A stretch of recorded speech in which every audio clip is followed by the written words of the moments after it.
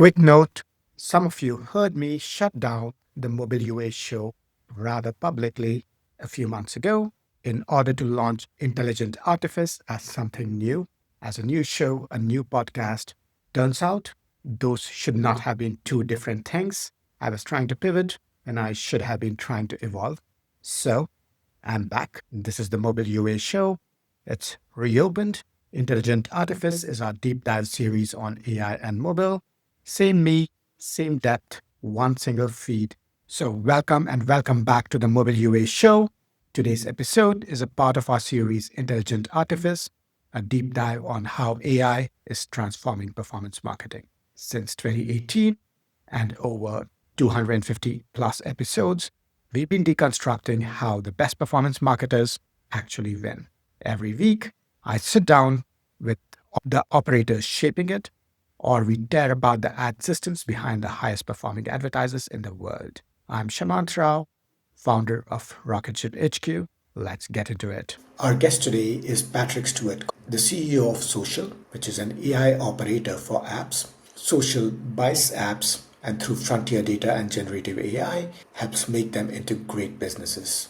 Under his leadership, Sociaaal has grown to a 13 million run rate, achieved profitability, and scaled multiple apps through a lean model powered by frontier technology. I'm excited to speak with Patrick because I've known him for a very long time, and he and his team at Sociaaal have been at the forefront of adopting AI way before it was cool. They and adopted frontier models and technology well before they became mainstream. In today's interview, I'm excited to dive into his perspectives on how generative AI has completely transformed growth, marketing, and apps. I'm excited to welcome Patrick to Intelligent Artifice.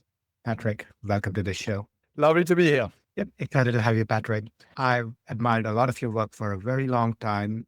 Among other reasons for this is the fact that you guys were really adopting AI and automation way before it was cool, way before it was easy even. And we'll talk about a lot of your journey and your learnings as we go ahead. But let's start perhaps at the beginning. What was your creative operation like? You guys really started doubling down on AI and automation. And what was the inspiration for starting to integrate AI so early? Also, given that I wasn't nearly as easy or as advanced as it is today. Yeah, definitely. Thanks for the question. So I'd say that the company is 3 years old. For the first year, we were working with an agency and they were producing creatives and we were also doing a lot of like fixed CPI deals. And then we started to internalize user acquisition and to also internalize creative production. And so that was about 2 years ago. And maybe 2.5 years ago now. And we went straight for AI creative. I guess the first reason was to reinvent how an app operator functions in the world of generative AI. And that was part of the premise from the very start. I was personally like a relatively early adopter of Gen AI. I was using LLMs like models from OpenAI, like Da Vinci before ChatGPT and before it became really mainstream. And I was following very closely all of the work that different people at Google were doing and what you could find out about it through different whistleblowers and things like that. So I was fairly fascinated with LLMs and generative AI for many years now. And the natural thing we did is we went straight for Gen AI creatives.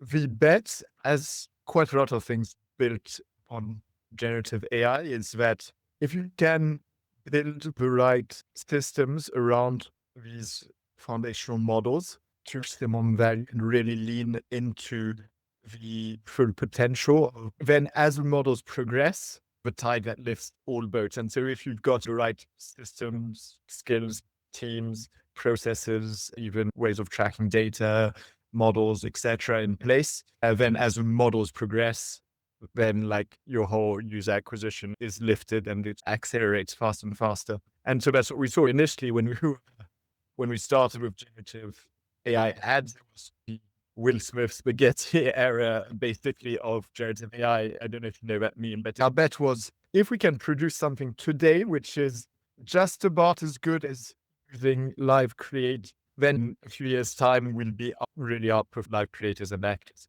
And so, yeah, that's how we started with Gen AI creatives. Yeah. And that's an interesting pattern I've noticed when I've talked to folks who are really pushing the envelope with AI today, that they were comfortable starting when the output quality was not good. Yeah. And that's something I've noticed with a lot of the folks on the leading edge. That they stuck with it because I think there was a conviction that it would get better. And when things do get better, you guys would be at an advantage. Sounds like that was the case for you as well. Switching gears to today, everyone talks about audiences getting tired of it creative. So talk to me about the ways in which AI and also what you think is the way to counteract that as a marketer or an entrepreneur. Yeah. Interesting question, because I think a lot of marketers are worried of this sort of AI fatigue and don't want to lean into Gen AI ads for this reason. I think there are like two main dimensions to Gen AI in ads. The first, it's like visual. And you get an ad and the ad looks a tiny bit AI, and then you get those comments, oh, stop using AI in your ads, etc., etc. Mention was like very true 6 months ago.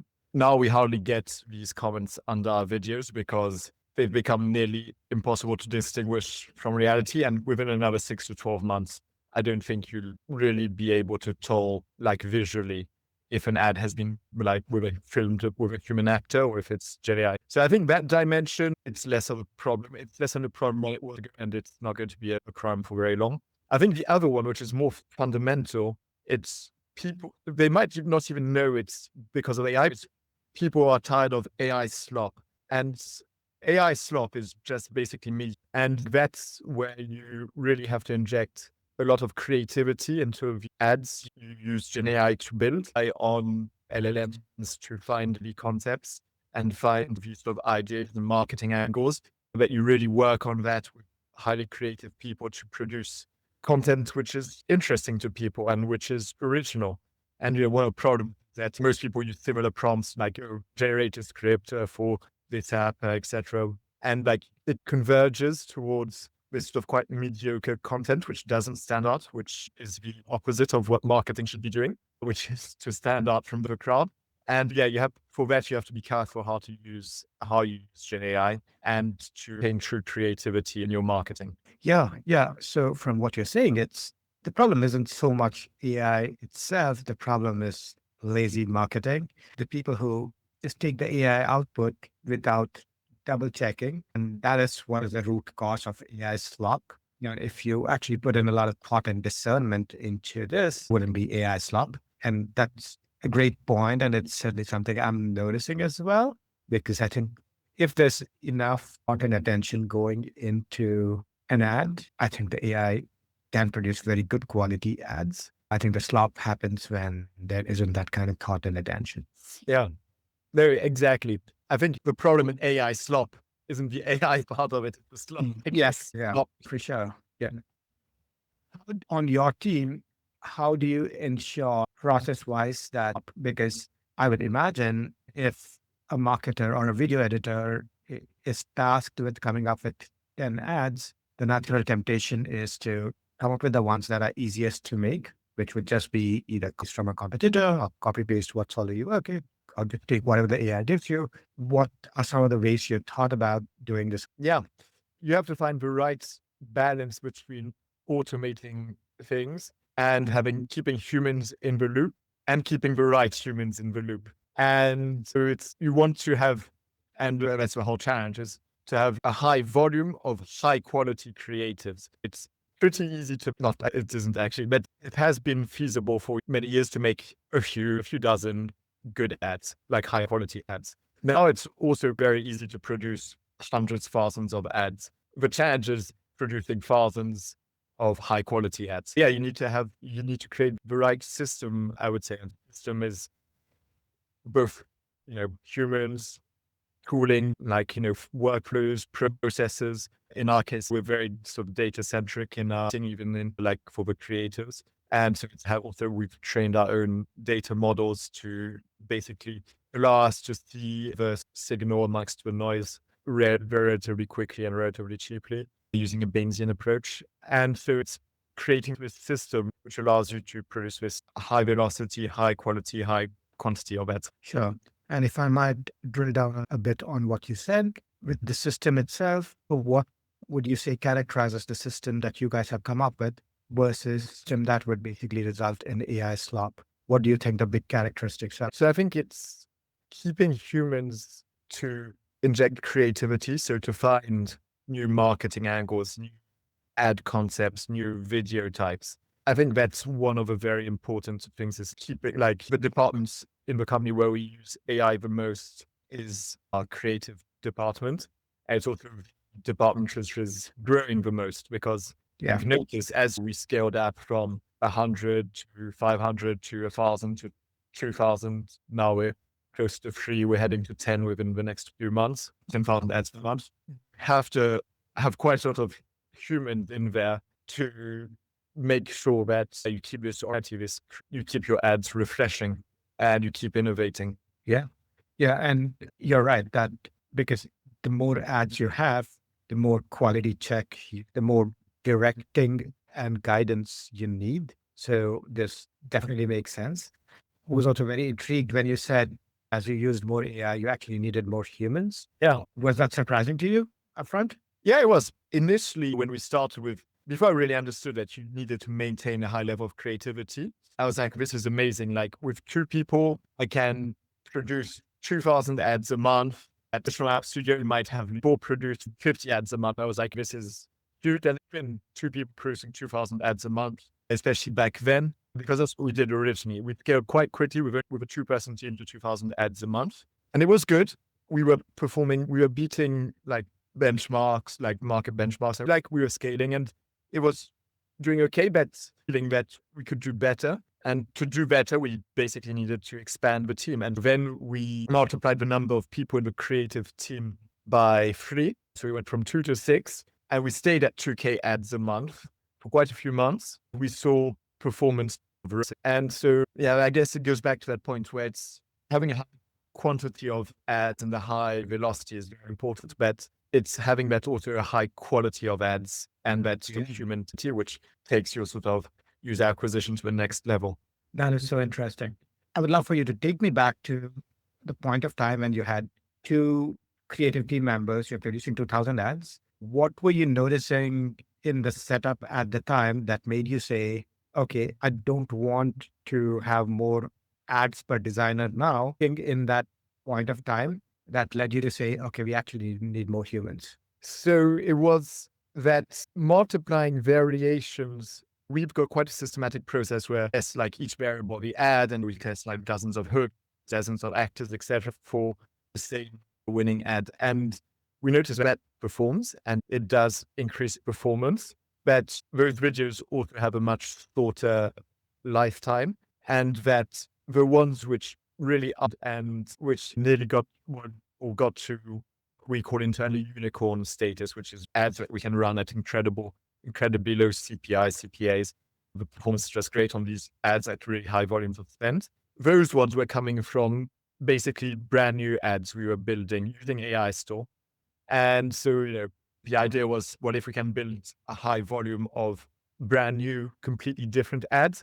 Then that's where we'll be able to really outperform. And I guess basically it's what one of the operating principles of the company, since follow the data, and whatever's working, double down on it. And that's what we track the data very closely. As soon as we see something outperforming, we just double the resources on it, triple the resources. Okay. And that's how we build the company. Okay. Yeah. So interesting. So obviously, from what you're saying, the end goal isn't to produce 2,000 ads. Right? The end game is to come up with a small number of unicorn ads, and the 2,000 ads is in service of that. So if I understand correctly, you started noticing that the unicorn ads weren't made with AI-driven iterations. So they were AI ads, but they were like nearly like side projects, like brand new ads. Oh, let's do this. Let's just try this. But they weren't a variation of an existing marketing angle. Is there an example that comes to mind? An ad like this that was almost like a offbeat ad that... This goes back to a point of, like, you can't rely too much on the LLMs to come up with the ad concepts themselves, that creativity. And that's not what's asked of them. They're like, it's artificial intelligence. It's not artificial creativity, artificial imagination. It's, it's not, its models are optimized for, and it's not really what you should expect of them. And it's not what they're particularly good at. Ask an LLM to tell you a joke, and the joke might be okay, but it will sound like very familiar and just be like a variation of some very classic joke and not usually that funny. Like every time, that's one of the tests I do. Every time there's a new model, I ask it to, I've got a few questions, but one of them is I've got different prompts to ask, like to generate jokes to see if they're getting any funnier or not. And they're getting a tiny bit funnier, but it's not yet hilarious. But yeah, the question, an example, it's on one of our ads. We like not a lot, but a few of reviews, maybe like 1% of reviews or something, were people who couldn't understand how to use the app. And if we did best recommendations and come up with script ideas, we would have probably asked to do a tutorial in order just to improve onboarding and of the app. What we decided to do is take all of these reviews of people who didn't understand how the app worked, and basically they're in a sort of very light humor, or who didn't understand, like, how can't you understand this? It's the simplest thing, etc., etc. Yeah. Roasting the people who couldn't understand how to use this fairly simple app. And that ad really performed well. And that's not the sort of ad I've ever seen an LLM come up with. It's just because of probably guardrails, etc. If you ask Claude to generate something like that, it won't ever. And sometimes it's by producing, like in an world of basically one pretty soon nearly infinite, at least unlimited content being produced by LLMs, starting your marketing, which is one of the main objectives of marketing. The way to stand out is to produce things that would never produce. Yeah, and you're so right that this is not the sort of thing that an AI would produce unless you see the idea first. Yeah, and get good, but the idea that's what you have to have a human in the right place everywhere. Exactly. But yeah, you do need to see that idea. And yeah, if you see that idea, and then you can generate the scripts and things for it, and that can do quite well sometimes, depending which LLM and how you prompt it. But exactly. Yeah, very interesting. Very interesting. Yeah, I don't encourage fans out there to go out and start their users. Where the brand works quite well is quite a Gen Z app, and it worked quite well. And under that ad, like all the comments were best ad ever, etc. Except for people actually, because it was refreshing, I think. Yeah. And that's what you need to do. Even if it was an AI voice, like doing the whole thing, etc. There wasn't a single comment, AI slop, etc. Yeah. Because I think it felt refreshing, and so it felt human in a way. Yeah. And I can imagine. And obviously, if it feels more human, it generates more engagement. If it generates more engagements, the algorithms love it. Algorithms love it, algorithms give it more love. So that's a virtuous cycle right there. Yeah. Yeah. And to switch gears a bit, in the prep call for this recording, you mentioned that you're working on something that could change and what ads even get tested. Yeah. I think some of the things that we're working on, which really excite me, is originally it was hard to scale efficiently and hard to build with software layer internally to test, manage all those creatives, test them, deploy them on the campaigns, refresh. So that was the first one, but that was relatively easy to do. And now we're scaling up towards 10K ads. But what really excites me is how can we scale up to 100K ads a month? Because you've got brand new challenges. You can't just test all those ads on ad networks because the cost, campaign limits, all of those different things would, and managing that level of testing would make it highly complicated and inefficient. So things we're working on as a first filter, like ultimately, I think humans need to be involved. Humans will be watching it. Like the ultimate test is testing them on the network and seeing if they perform in real life. But one thing we're working on as a sort of first filter layer, it's using LLMs based on audience data, to imitate that audience and to basically pre-rank ads before we even test them. It's in the 100,000 different ads you're going to produce a month. It makes a merge the top 10,000, and those ones you actually test on the platform and you actually see how they perform with humans. And so I think you can try to basically, like the way I see ads and marketing, it's that it's the sort of nearly infinite search space. And so you need, like, LLMs help you explore a much wider part of this search space because you have like many more attempts at it. But you have to be looking in the right areas of a search space. And that goes back to the original point. Like if you produce 10,000 awful ads a month, basically the totally wrong part of the search space, then you won't perform. if you produce 10 ads a month in the right part of a search space, you might get a few which perform. If you're producing 100,000 ads a month in the right part of a search space, at least 10,000 of them are in the right part of a search space, then you need to produce a lot of winners. Yeah. Yeah, you're right. The search space is really infinite. And the way it sounds like you're looking at using the LLMs is to narrow that down to what has high probability of performing.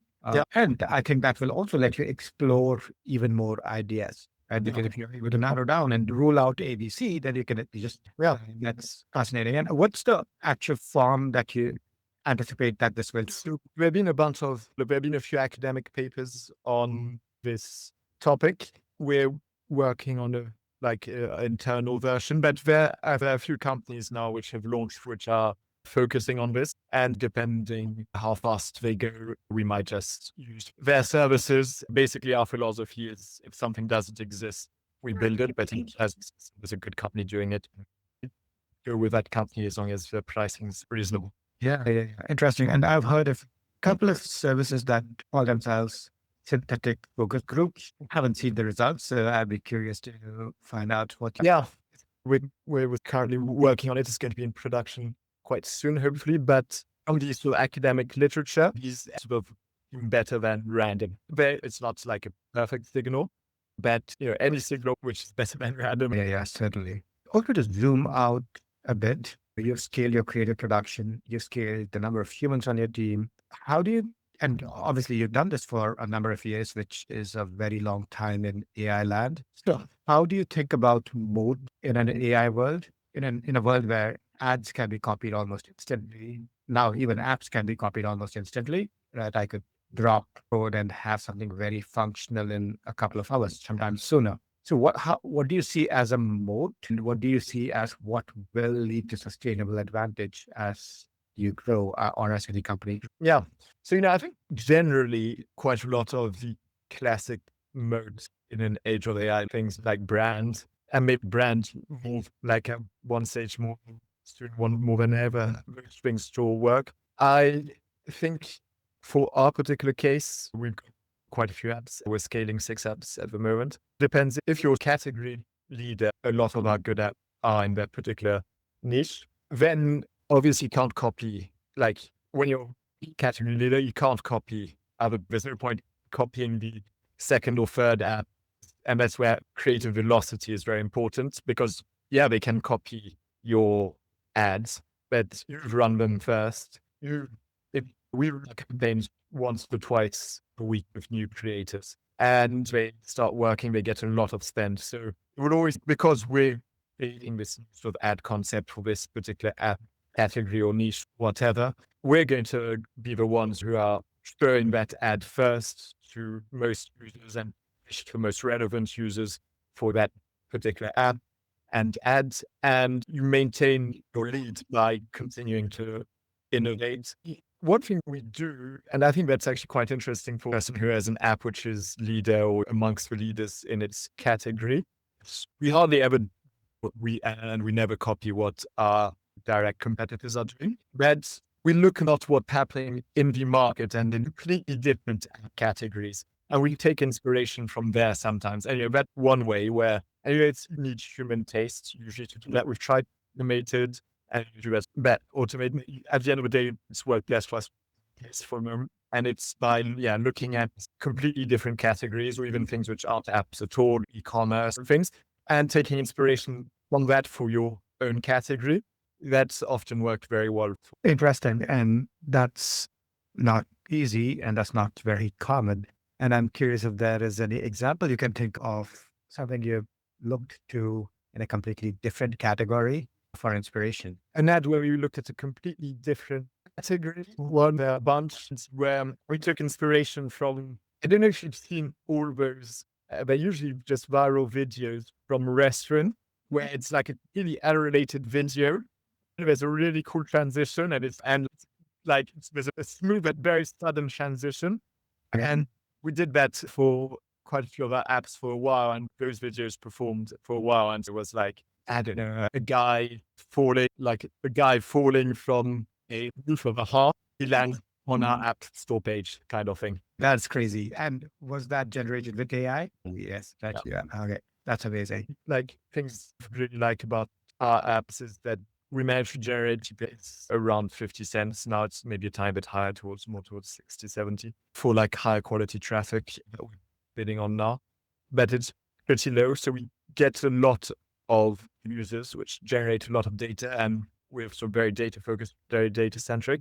And I think that proprietary data is one of the things which I would say generally it's not a moat, but it's the thing which gives you the opportunity to build a moat. In the era of AI, it's just velocity, just moving very fast, Yeah, always being on the leading edge of technology. It's not a moat, but it gives you it gives you the opportunity to play again and to actually develop. yeah. And as you also pointed out, having enough humans in the loop so that not just velocity, it's velocity in the right direction. Yeah. Yeah, indeed. Yes. That's very important. Yeah. Yeah, Moving fast, the wrong direction. indeed. That would be very good. Yeah, Yeah. excellent. Patrick, this has been incredible. There's a lot that I've learned. And as I did when I read some of your writings, and I will actually link to those. It's actually and I would highly recommend that folks check out some of your writings. I will link to those in the show notes as well. But this is perhaps a good place for us to wrap. Before we do that, could you tell us how people could find out more about you and everything you do? Yeah, definitely. So I guess probably the best and easiest place. I have a couple of Substacks, so that it's very kind if you link to them. One Substack is my personal one, and it's more about technology, which is my main passion, and philosophy, which has been for a long time my other passion. Is linking the two and taking a more philosophical approach to technology and to AI in particular. And then my company has its store where it's on more practical things and especially for other apps, etc. And so yeah, those are the best places I think to follow us. And yeah, following our LinkedIn social page. Wonderful. And we'll link to all of these, certainly your writings, which I believe are on your Substack. Excellent. We'll link to all of these. But for now, this is a good time to say thank you for being a guest on Intelligent Artifice. Thank you very much for having me. It's been a pleasure. Wonderful. Wonderful.